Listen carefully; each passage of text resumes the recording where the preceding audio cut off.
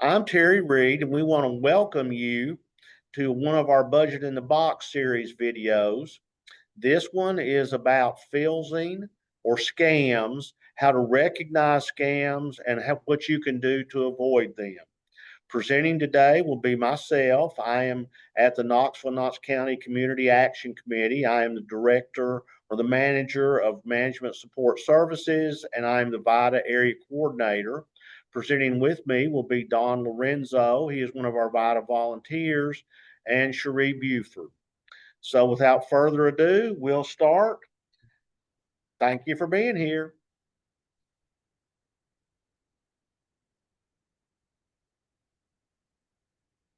This is Don.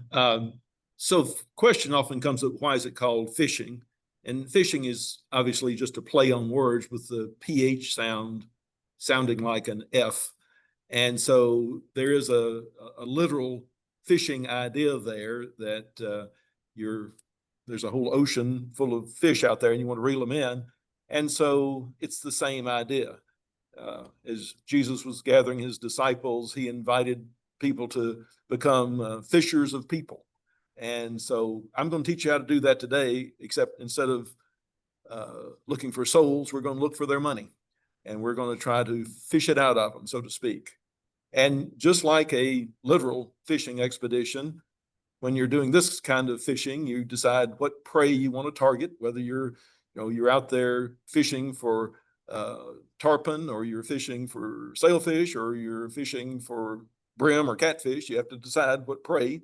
And once you decide what your prey is, then you decide what kind of bait do you want. Is it going to be a spinner? Is it going to be a fly? Is it going to be a worm? Obviously, you have to entice the prey to bite. Again, in literal fishing, you've got to have some movement out there. A lot of fish don't like dead stuff, so they want their prey to look alive. And then, you get a little nibble, you set the hook, you reel them in. And then the real bonus in this is, just like fishing, some people, it's the thrill of the chase to catch them, and then you release them. Well, we can do the same thing. You reel them in, you clean them out, and then you can come back and catch them again because they're vulnerable and they'll pay you again. So it's great when you get into this. What kind of prey are we looking for here? Well, again, we're focused on email primarily, but it's equally true for phone scams and text scams, the whole gamut of ways they try to reach you. But you're looking for curious people. So you word the message in a way that someone would be prone to click on it. Trusting people, people who receive messages and they're not really critical thinker. And surely if somebody asks for this, they trust that. Caring people. You have a message that gets people's emotion. They want to support somebody. They see somebody hurting. They want to care for them. Lonely people. Basically people with time on their hands, and they do it. At the other end, busy people. People don't have time to look at the details, and they'll just click it just to see what it is and move on. But that click is all we need. Now, given that what we're looking for is money, we would like to target wealthy people, people who've got money to share. We won't fish for somebody who's broke. We want money.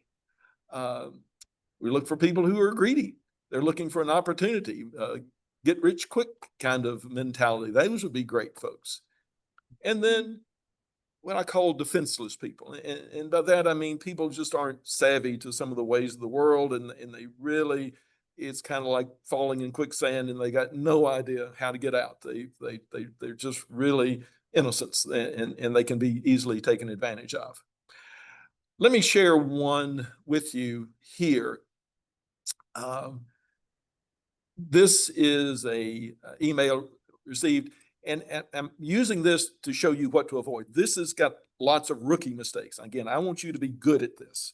And so these are rookie mistakes you can look for here. This one came to me, and you can see up top, it is at the correct address for me. But let me point out a couple of things to you here. Number one, look at who it was from. You notice the name there, but then look at the bottom, who it's from. That doesn't match up. There's no way the Rauscher, Vasher, Linkletter media partners would have an email like that. So that's an immediate flag that, again, a rookie kind of mistake. Here's another rookie mistake is dates. It was sent on December the 24th and I only have until December the 5th. Again, rookie mistake. You're clearly, again, we go back to real fishing. You got a dead worm here. You know, it's just obvious. This is not something you'd want to mess with. So don't make these kind of mistakes. Dates. Here you got a notice from 2020 to 2024. Down there it says 2020. Again, a rookie mistake. So, you know, as you get into this, if you want to be a skilled fisherman, you don't want to be making rookie mistakes like this. Once again, look at the discrepancy here. One's telling you to collect your refund. The other's just merely checking your eligibility. Rookie mistakes. So you don't want to make mistakes like this when you decide to go fishing for people. And then one last one, it's got a policy number here. Is that your policy number?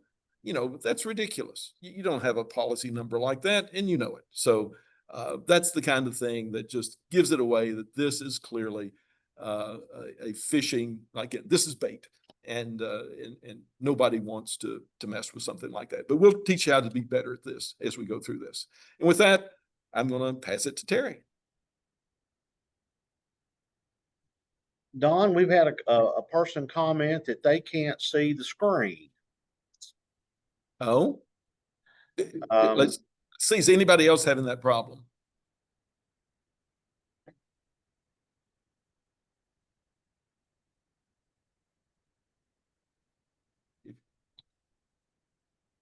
Well, we're getting a bunch of no's. No, meaning they're not having a problem. They can see the screen okay. I tell you what I'll do. I'll stop sharing, then share again, just briefly here to see what happens. And then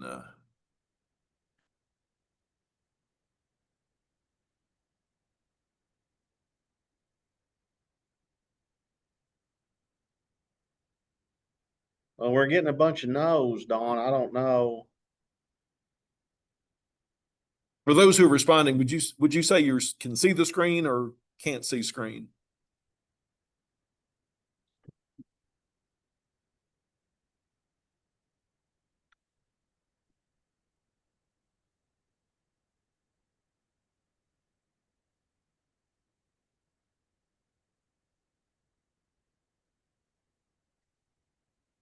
We seem to be, you know, the vast majority seem to be able to see it. So I guess we just go ahead. Yeah, the person who's having trouble, I would encourage him just drop out and log back in to the presentation. It may just be a little electronic glitch for that one person. As you can see from what Don is doing, Don is basically a recruiter for a call center or some kind of a tech center, and he is recruiting and teaching people how to run these kind of scams. And the biggest target group for scams of any sort are senior adults. And we're going to focus on senior adults today, but at the same time, these scams work on anyone that fit the description of the things that Don showed you a minute ago about curious people, caring people, wealthy people, greedy people. These scams will work and cause many people to lose their money. And we want you to be able to help those around you not to have those problems. So one of the things that happens is in selecting the right bait for your target, people want to solve problems. People want to be good Samaritans. People want help with technology.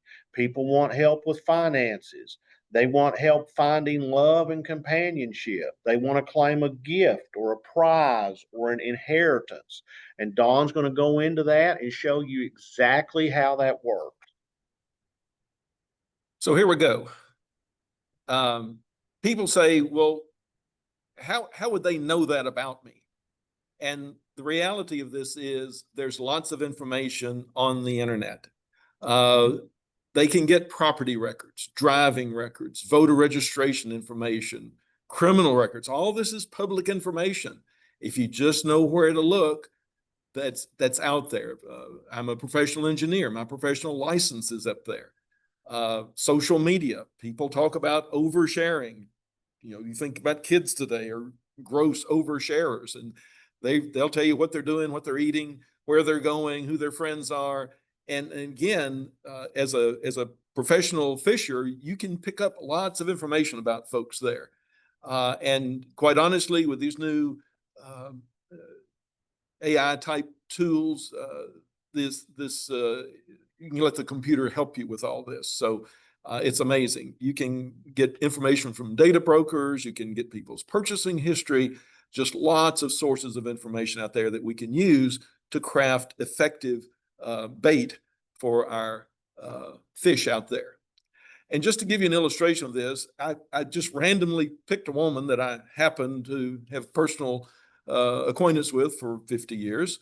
And this was a no-cost search to look at, and just look at the information that is available out there on somebody that you might want to target. Number one, it's got her name correct. It's got her age correct. It's got her city correct. It has her maiden name correct. If we start reading through the text there, it's got her birthday correct. It knows, again, that she lives here in Knoxville with me as it happens.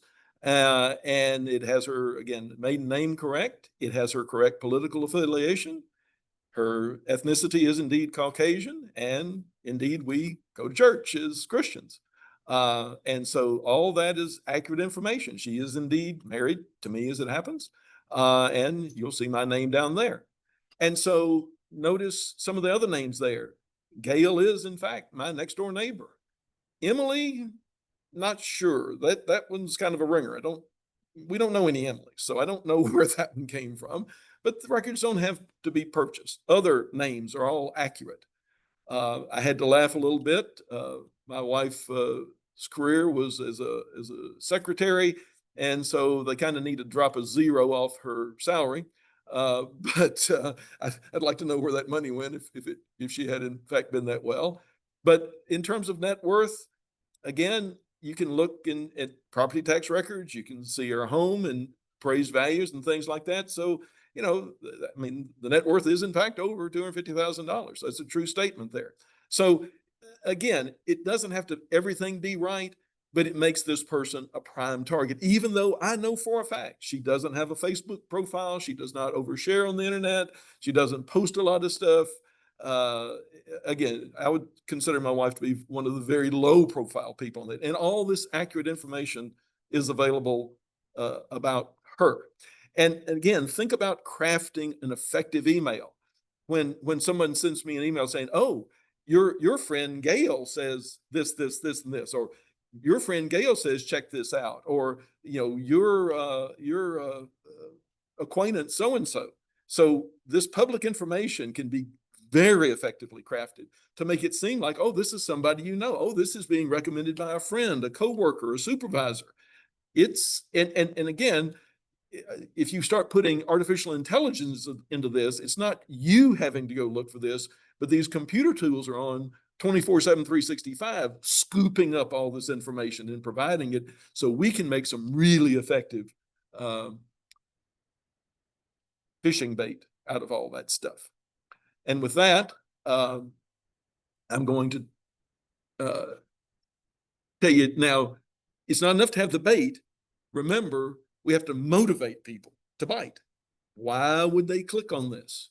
Well, some of our best way to get people to click is trigger emotion. They're afraid of something. They're not just personally afraid, they could be afraid for somebody they care about. Somebody's in trouble, and so you're fearful. Somebody you care about, somebody you love. Again, love's a very strong emotion. And then, of course, there is that green-eyed monster of greed that we get warned about. But that's a strong emotion. Oh, yeah, grab it now. Here's my chance. Another big thing in this is urgency. There's a short deadline, overdue deadline. Your electricity is going to be turned off if you don't, respond to this right now. Somebody is in a health situation. They need help right now. Limited quantity. This is only available for the first 10, 15 callers, or somebody call in the next 15 minutes. You see that on TV ads all the time. Or the idea of a compounding loss. If you don't do something now, it's going to get worse. We'll talk about examples here shortly, but an example of where we can pretend to take over somebody's computer. Big flashing red lights, horns, their computer's going crazy. You're thinking, oh my God, and it's getting worse by the minute. Something horrible is being downloaded to my computer. They're taking control. It's going to be ransom. You see, very strong emotions. And that's what we have to trigger in our prey to get them to bite. So let me show you again some scary statistics. This was a study that was done, just a survey of folks, asking which of the following messages would you be most likely to open first? Again, in all the messages that you can offer, an email from my boss. So again, if I want an effective phishing scheme, if I can make it seem like it came from your boss, that would be likely to be opened. Maybe in our situation, we won't always know people's bosses, but look a little further down the list. Family members and friends. I just showed you stuff that was available from my wife. And so if you make it appear, over half the people would click on something like that. A request from the bank to confirm a transaction. And again, I don't need to know your bank. Remember, folks, this is a numbers game. All the people in the ocean, if I say Bank of America, okay, so what if that's only a third of the people out there? I don't care. We don't care. We just wanted, we know that 1 in every 3 of the fish would have an account at Bank of America. And don't worry about the others. You're not going to catch every fish in the sea. We only need to catch a few.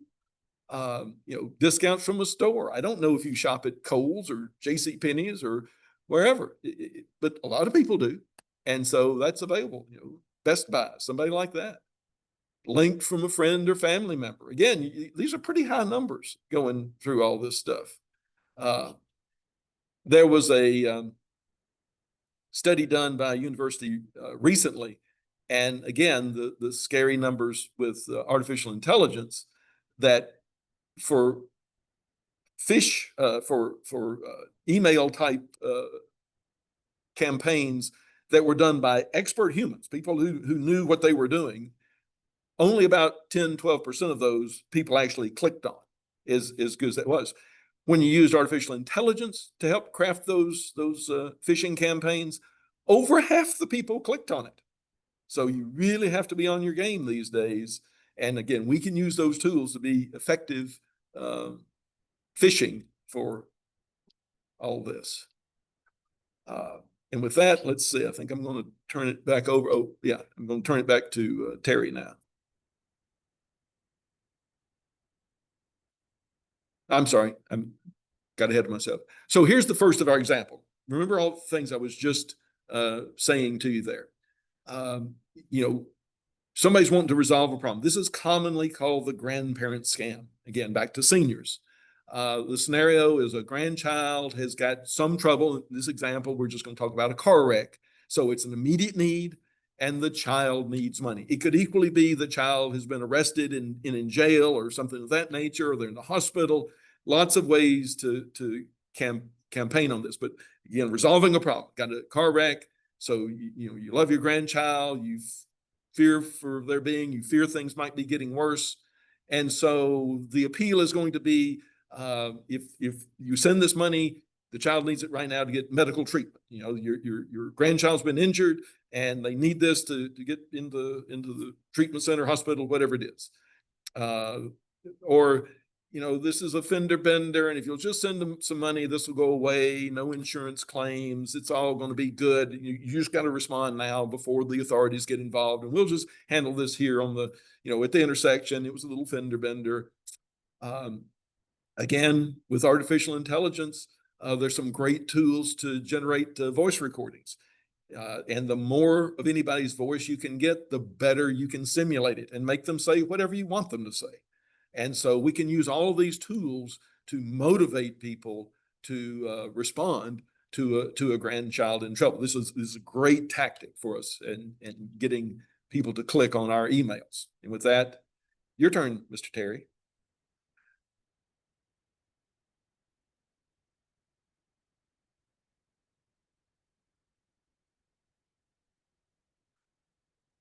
Terry.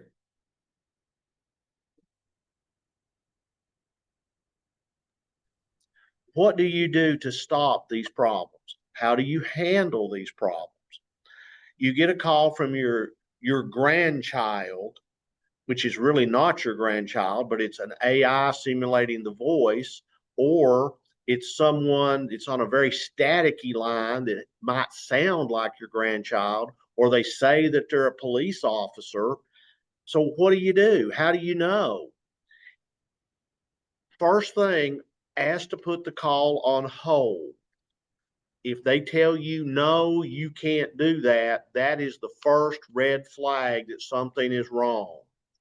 Ask questions that only the person would know the answer to. What's your dog's name? Um, what did we do last Christmas? Where did we go? You know, something like that that only the person would know. Call the grandchild, call the person, call whoever it is to see what's going on with them. If it's your grandchild, call the parents, text the parents, see what is going on right there. Um, Call the police department in that location. Involve another person. One of the things that can happen when this is senior adults being involved is many of them are not as do not hear as well. So get someone who can hear well to be able to determine what's going on right there. I will give you an example. This is with a college student. A college student was entering the University of Tennessee, and she got a phone call, and they told her that they were the bursar's office at the University of Tennessee, and that she could not continue the semester unless she paid them $5,000 in fees. Well, she first started trying to say, no, I don't owe those. Well, they knew enough information about her that she was convinced it was the bursar's office. So they wanted her to go get gift cards at Walmart to pay the University of Tennessee. Now, on the surface, I say that to you, and you say, well, nobody fall for that. She was on her way to Walmart when her father called her just by chance on the telephone, and she put the person on hold, and the person told her if she put them on hold, that they would automatically charge her account the money and she'd be kicked out of the university. She started crying.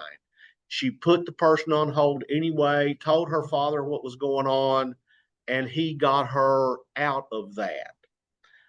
That was a fortunate situation. But these are how these people work. This is what these people do.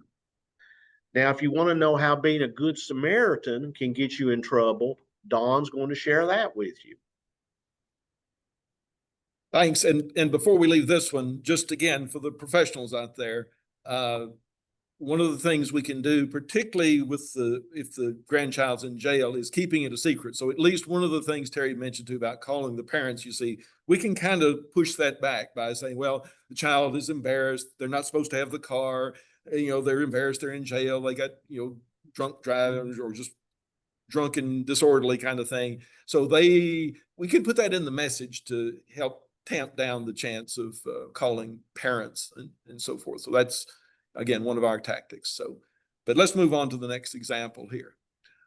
Again, we can appeal to people to be a good Samaritan. People, by and large, want to help other folks, particularly someone who's in trouble. We've seen the horrible pictures from Hurricane Helene, the fires in California, people in other bad situations. And so the tornadoes we see, you have empathy for these people who have been affected by events way beyond their control. And so, again, we can take advantage of what's in the news. When you see that footage time after time, you think how terrible it is for those people, how they're suffering. There may be unique circumstances affecting an individual, some child with some rare disease or something like that. And again, it really draws your empathy to them. We can use authentic names too. You can hack people's address books, or you can see copies on emails and pick up other names. And so again, that always gives an air of reality to this. You've got a Bible study group or something like that. And again, send it to other members of the group, and it seems more authentic. Anything that gets a connection to the individual. Again, here in East Tennessee, the effects of Hurricane Helene on people in our eastern counties, and of course over in the North Carolina, it's a regional effect. It could be a classmate. Somebody gets into your school or former school, somebody else who works with you, someone who might happen to have a same disease, maybe fought cancer, but all these kind of things trigger people to want to help. And again, this is commonly referred to as the GoFundMe scam, if you're looking for more information. And with that, I'll pass it back to your turn, Mr. Terry. What do? You have a great heart and you want to help people. How do you make sure you're really helping people and not being taken advantage of? Number one, donate money through a nationally known organization. Look them up on the internet. Most national organizations that are legitimate will have presence on the internet. We mentioned Hurricane Helene.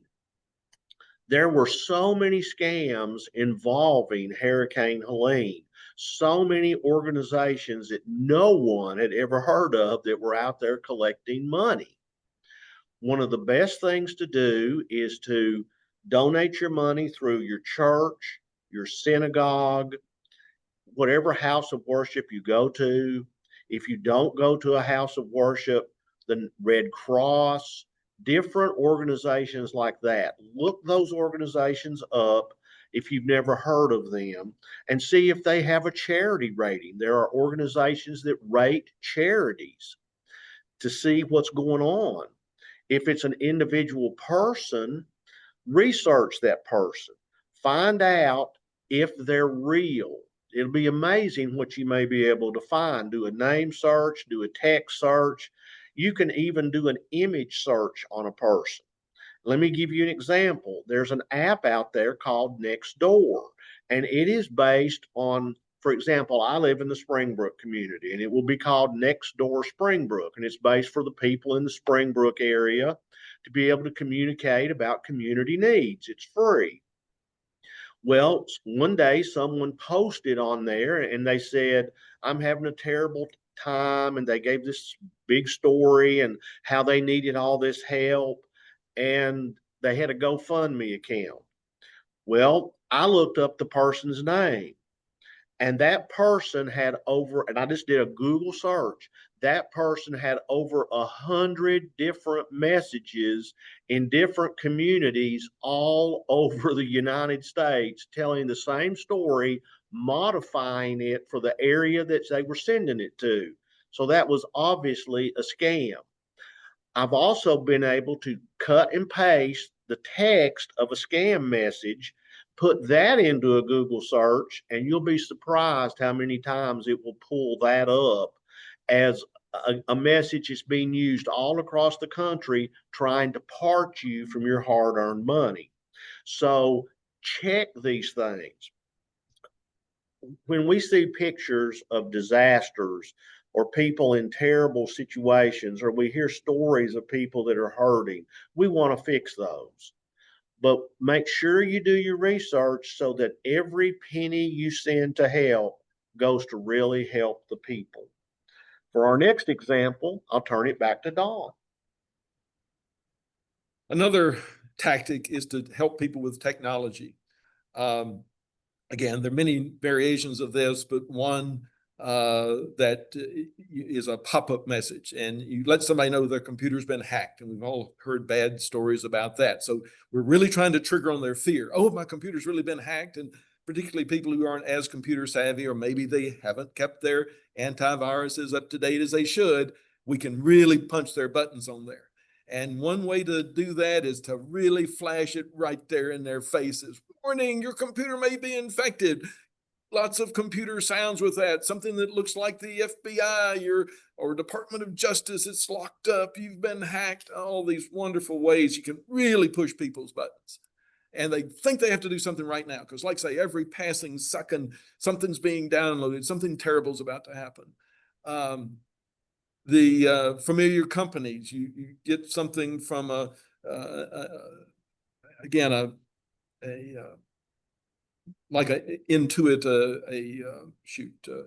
the people who are providing the software, things you would recognize as anti-hacking. But and there's a button conveniently in the message to click and get help, which of course is a link to us, which is what we want. That's why we get money out of them.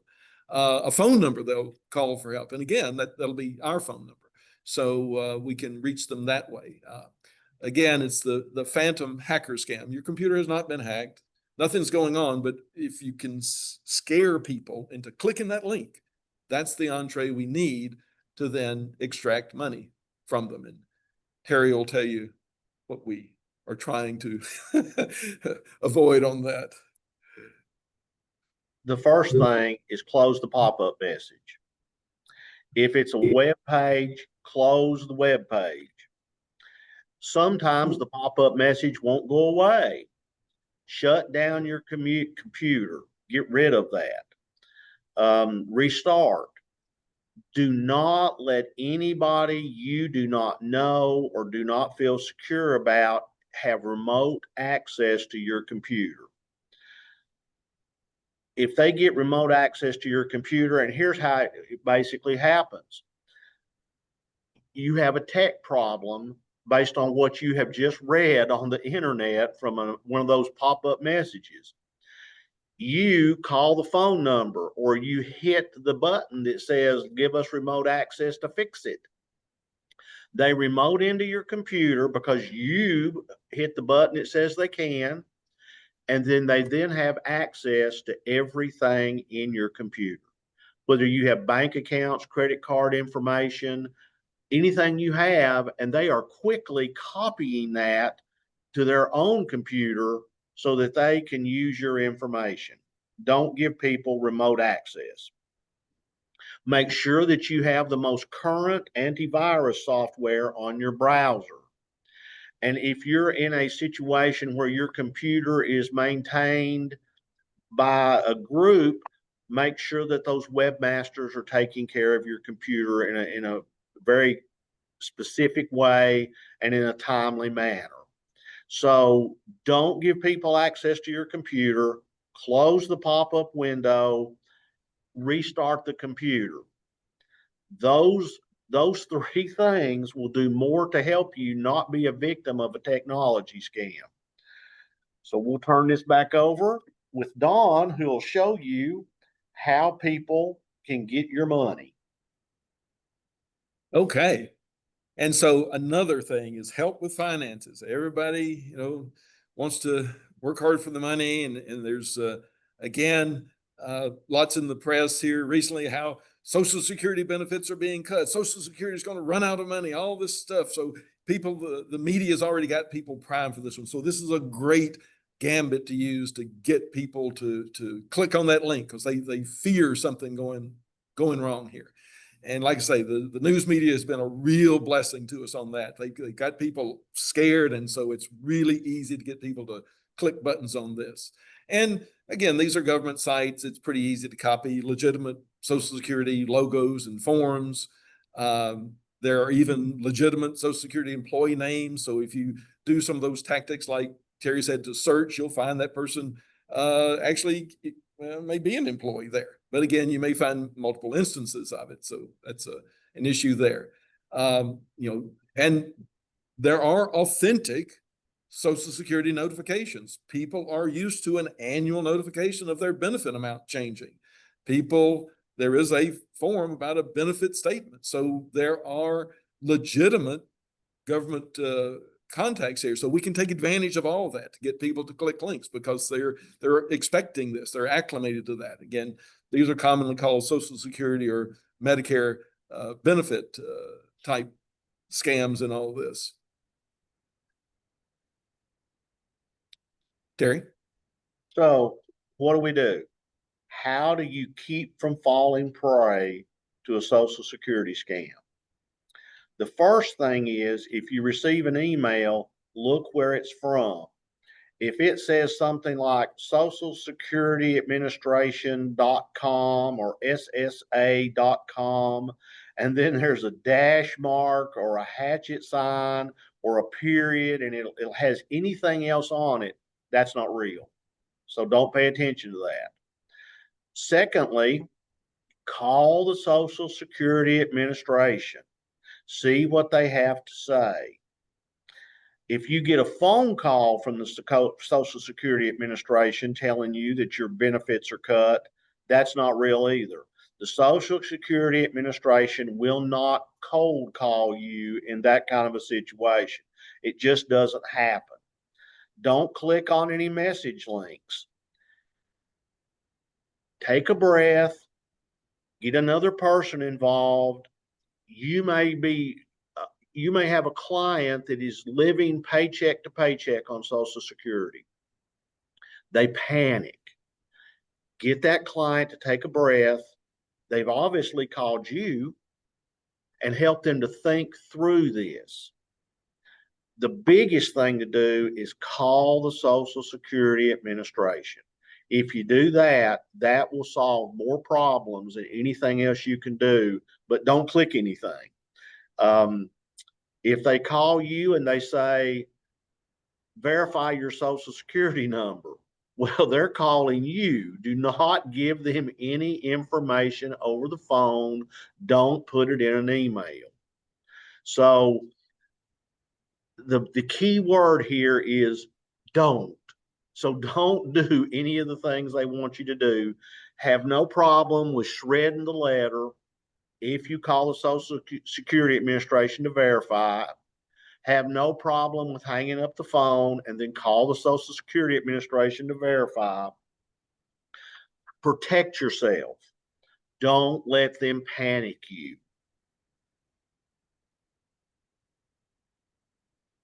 Now, surely you're getting the hang of this. And let me give you here an example of a good thing. You know, Terry was saying, don't click the link. So we've got to fight that to get people to click a link. And let me show you one here that I personally received that, you know, this one's pretty good. If you look at this carefully, there's some things here that are not in the message. So first, again, this was to me at my correct address. Terry keeps saying, don't click links. What you see here in red was not visible in the message. The only way to see this is to hover your mouse over the word here. That's the link they want you, that's where they want you to click. And the way most of the browsers are set up, if you hover your mouse over that link, it will show the address.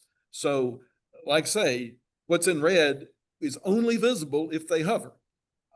And there's not much we can do about that. That's something that Google and Microsoft and all those folks have done. So you can see immediately Terry's warning about where is this coming from? Bitbucket.org. That doesn't sound like Social Security to me.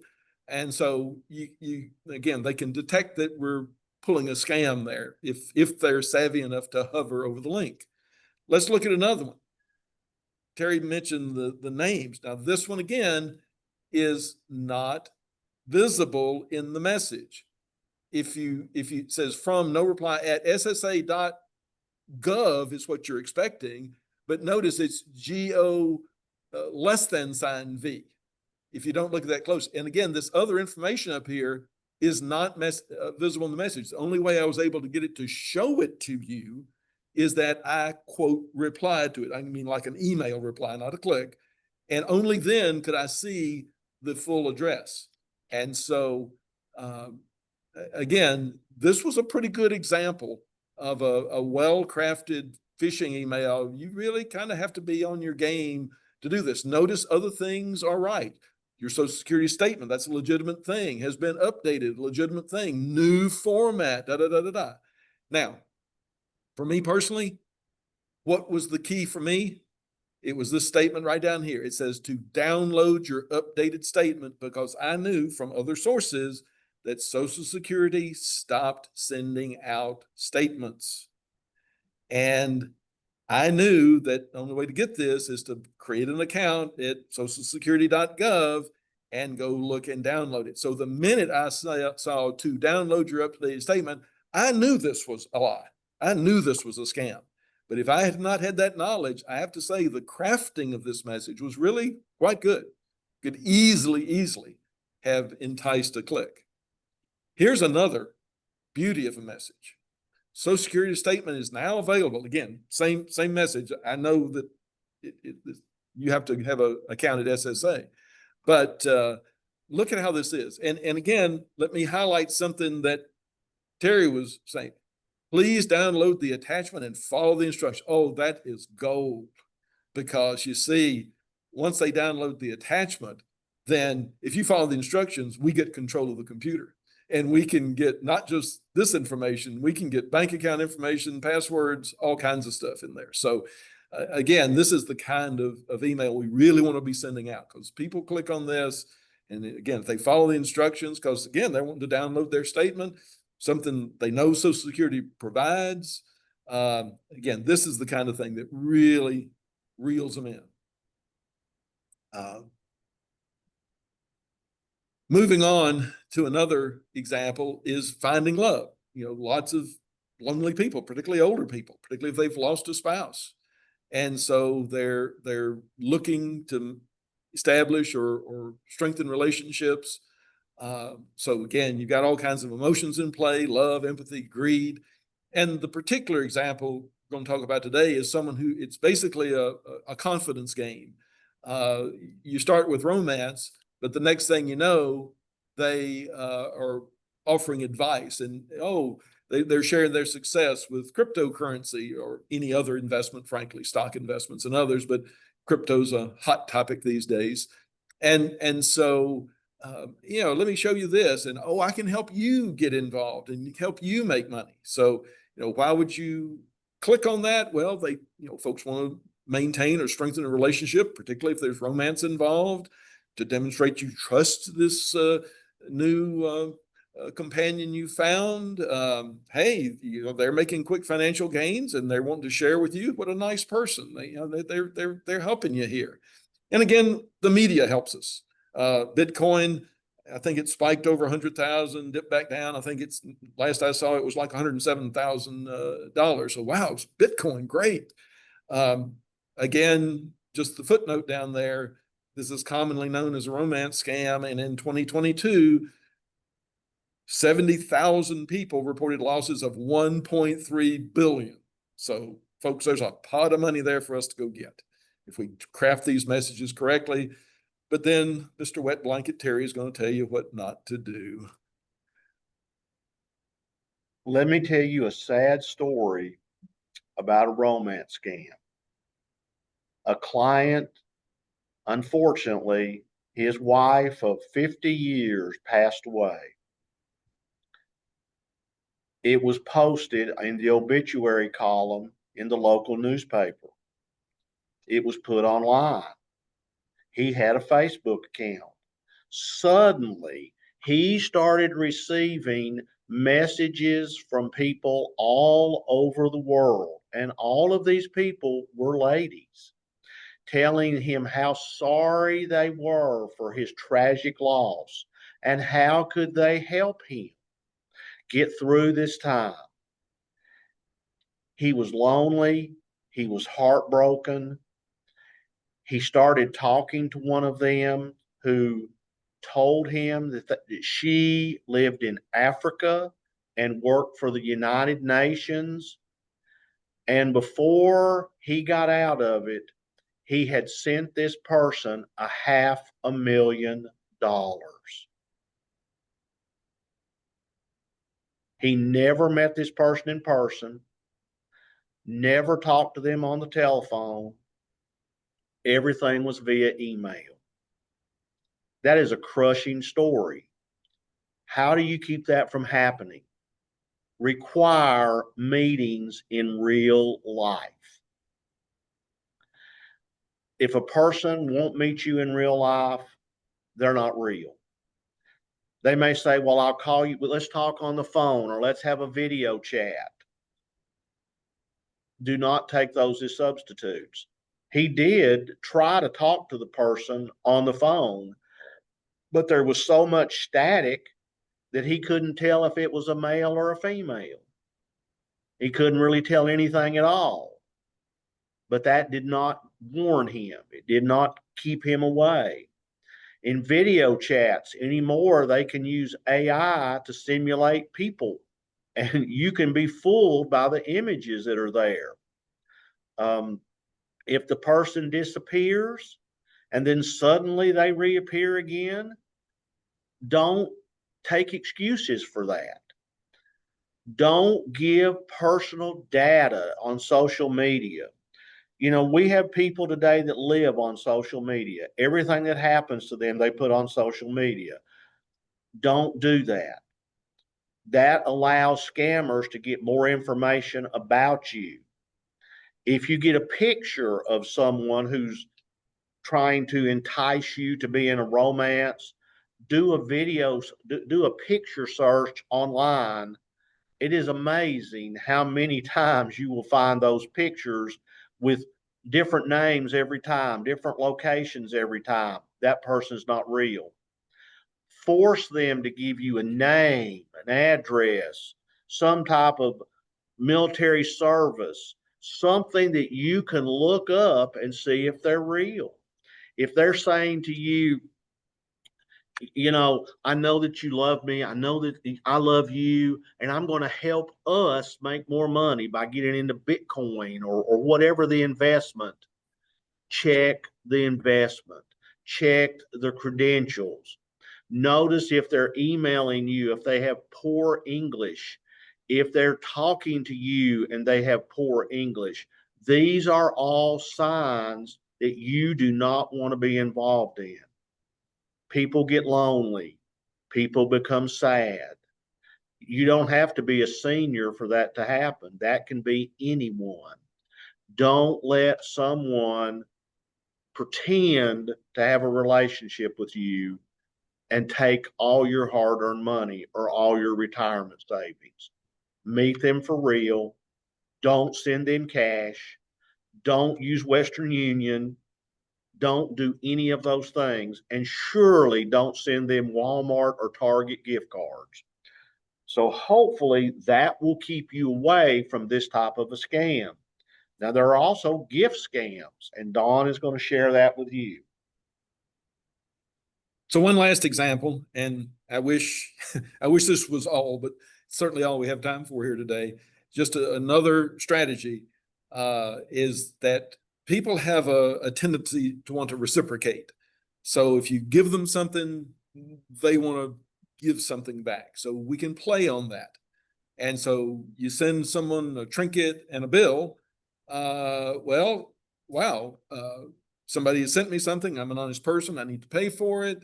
Or embarrassed that I really order this. You know, you've forgotten, and some money's owed, and so the claim again is that they ordered it, so they're prone to pay for it, or they fear that if they don't pay it, it'll ruin the credit. So you can threaten people with that, or you're going to turn over the bill to a bill collector or a repossessor. Again, that motivates people to click that link. Particularly with seniors, you're fearing that your lack of memory is a sign of senility. So people will just pay well, I must have ordered it then. I don't really remember it, but they'll do it anyway. Again, there's a whole family of these are commonly called the Nigerian scam, because that's where so many of it originated literally decades ago on this. So, Terry?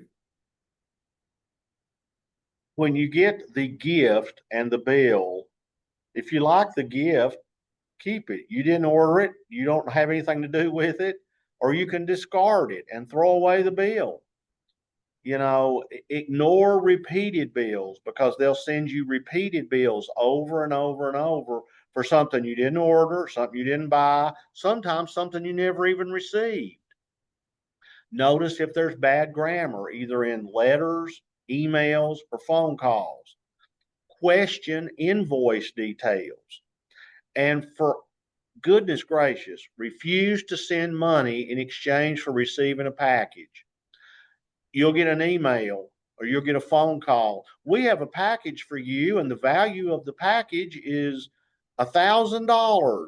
And to get this $1,000 package, you need to send us $50 to process it. That's not real. That's not going to happen.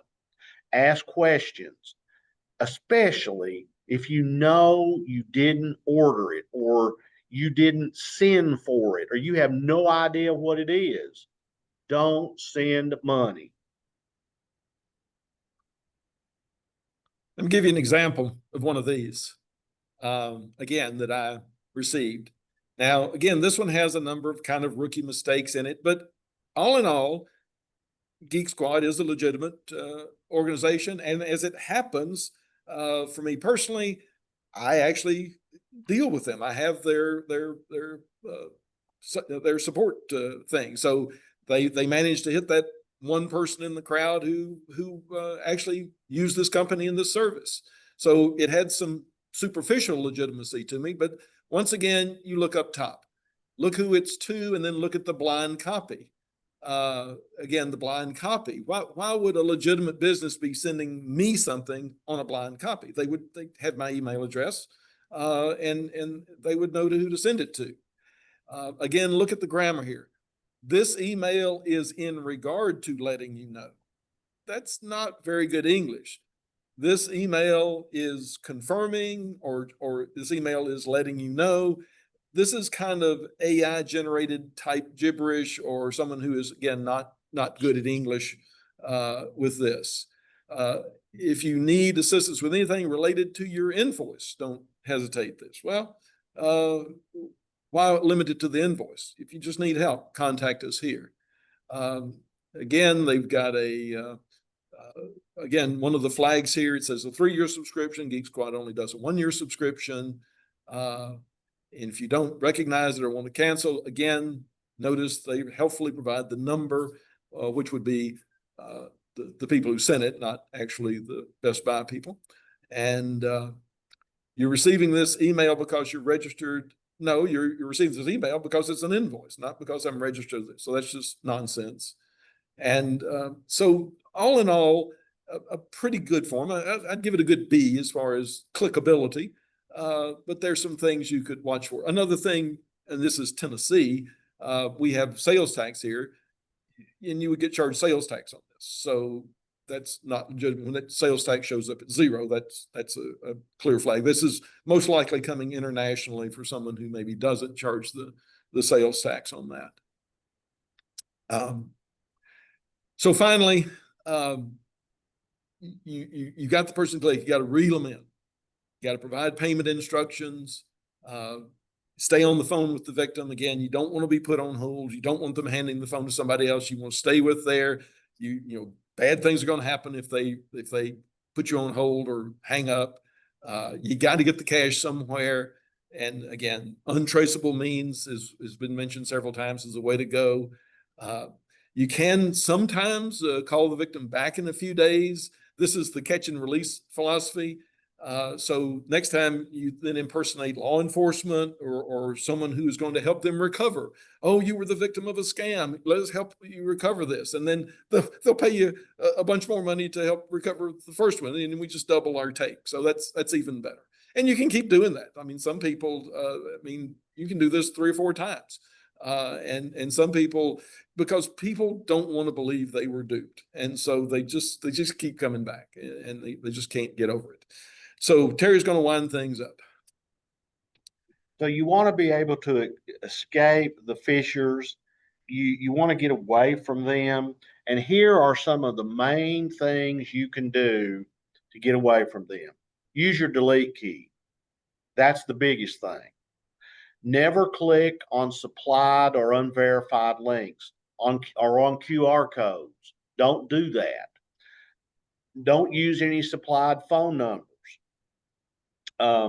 Be an obstacle to success from the fills or the fisher. How do you do that? You don't go along with something that doesn't make sense. you call and you check, you do your due diligence. Remember the phrase, if it's too good to be true, it is. That's true in these situations. Remember that no legitimate winner must pay to get money or to get a prize. That's not how these things work. So don't fall for those kind of things. Never rush, never be in a hurry. One of the things that they try to get you to do, you have to go now. You've got to go get this money now. You've got to go to the bank now. You've got to go to Walmart and get gift cards now. Don't do that.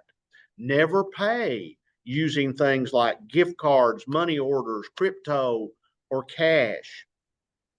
I can tell you a situation that we dealt with in our VITA program. A lady had sent thousands of dollars in cash to someone that was a scam, and she lost it all. Never make multiple payments to recover your money. Don't do any of those kind of things. And remember that scammers are playing the odds. Their cost is really low, and your losses can be very high.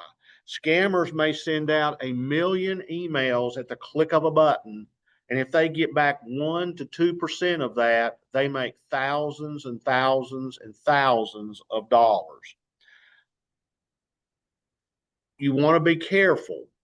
You want to remember that there are people out there that are absolutely sheep in wolves, with their wolves in sheep's clothing. They want to get you. They want to take advantage of you. And if you look at the next picture, you'll see, look at how that looks the same. These people try to talk to you and convince you or send you emails that convince you that this is real when it's not real and it's not something that you want to be involved in. Now, we also have a list of resources, and we will put these up. These will be up on our YouTube channel within a few days. You'll be able to get these and use these. We want you to help your clients and yourself or anyone you know not fall for these kinds of scams. If you need information and you want to talk to me personally or to get in touch with Dawn, the email address is going to be flashed up on the screen, and you can contact us and we'll help you. We want to help you. So I'm going to turn off the video right now, and if you have questions, we will be more than happy to answer them.